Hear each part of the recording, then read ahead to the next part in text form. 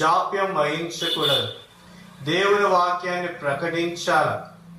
చూడండి, 2 తిమోతి రాసిన పత్రిక 4వ అధ్యాయము 2వ వచనం. 2 తిమోతి 4వ అధ్యాయము 2వ వచనం.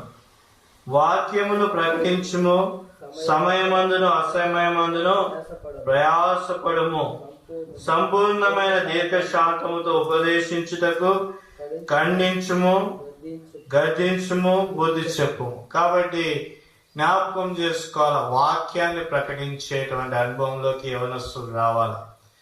కాబట్టి నిన్ను నువ్వు సరి చేసుకోవాలా, దేవునితో నడవాలా, దేవుని ప్రేమలో నిలబడాలా.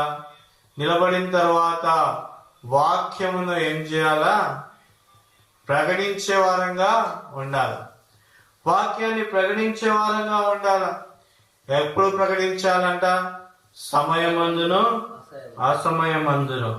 కాబట్టి ఎలాంటి పరిస్థితుల్లో వాక్యాన్ని ప్రకటించాల.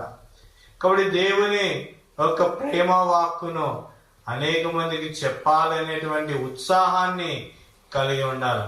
కాబట్టి యవనస్తులైన మీరు జ్ఞాపకం చేసుకోండి, ఎప్పుడు కూడా స్టేజ్ మీద నిలబడాలనేటువంటి ఆశను ఎప్పుడు పెట్టుకోకూడదు.